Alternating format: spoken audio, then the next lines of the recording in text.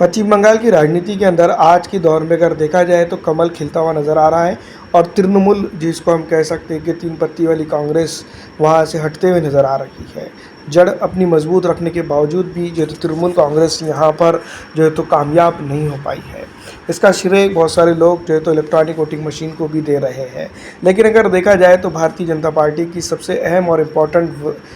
जो आज की कंडीशन है वो ये है कि उसको सत्ता मिली है और सत्ता पे अगले 5 साल के लिए वो काबिज रहेंगी और उसके बाद आने वाले दिनों के अंदर भी जब जो है तो वेस्ट बंगाल के अंदर चुनाव होंगे उसके बाद भी वो कायम रहेंगी, क्योंकि अब विपक्ष के अंदर उतनी ताकत बची ही नहीं है कि वो भारतीय जनता पार्टी को यहाँ पर रोक सके। दूसरी तरफ अगर हम बात करते हैं तो आज के दौर में हमें लग रहा है कि तृणमूल कांग्रेस यहाँ पर हारी है, बल्कि नहीं, तृणमूल कांग्रेस धीरे धीरे करके 2014 के बाद से ही वेस्ट बंगाल के अंदर हारते हुए चली जा रही थी। लेकिन फाइनल कील उसकी ताबूत के अंदर जब ठोकी गई, जब जो है तो 4 मई 2026 था, उस वक्त दोस्तों हम बात करते जिस तरह से बीजेपी ने एक तरह से देखा जाए तो अपने संघर्ष को कंप्लीट किया और जो है तो बंगाल की राजनीति के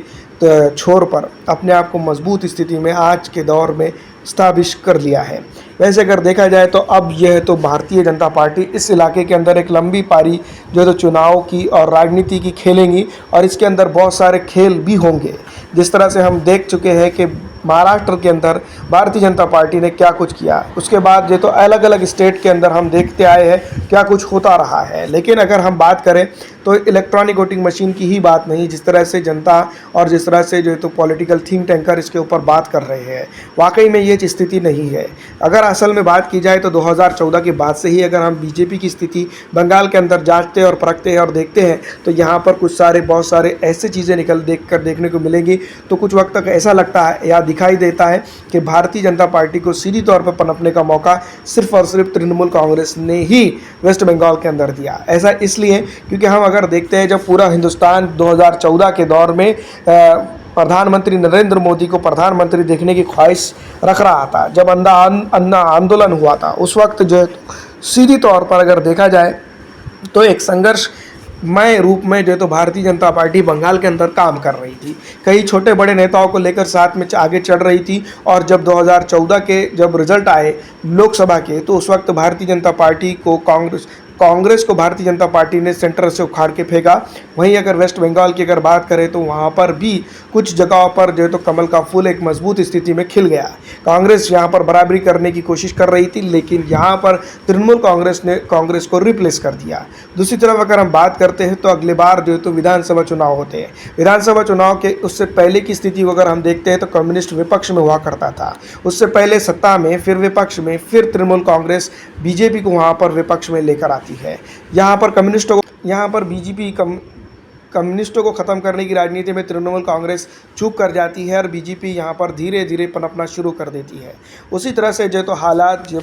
देखते हैं विधानसभा के अंदर अगर हम देखते हैं तो यहाँ पर वो विपक्ष में बैठती है। फिर एक वक्त ऐसा आता है जब जो है तो लोकसभा के चुनाव होते हैं और लोकसभा के चुनाव के अंदर बीजेपी का कद और बढ़ जाता है और उसी के साथ साथ कांग्रेस का कद यहाँ पर छोटा होता दिखाई देता है। तृणमूल कांग्रेस का कद जो है तो बराबरी को आने लगता है। उसके बाद जब जो है तो और लोकसभा चुनाव होते हैं, उसके बाद अगर देखा जाए तो बीजेपी अब एक सक्षम और मजबूत विपक्ष वेस्ट बंगाल के अंदर बन चुकी थी। उसके बाद अगर हम देखते हैं तो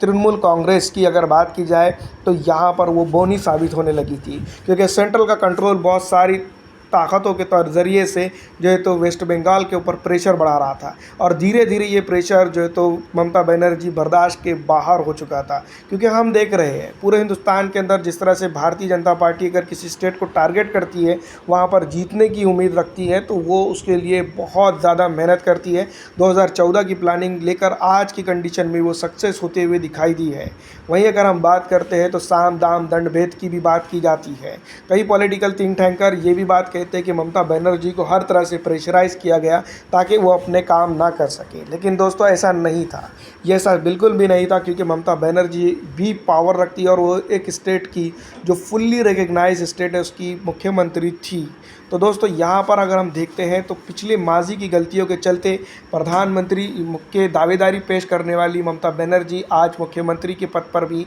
विराजमान नहीं हो सकती है। वजह साफ है, 3 की तिगड़ी शुरुआत में जो तो काम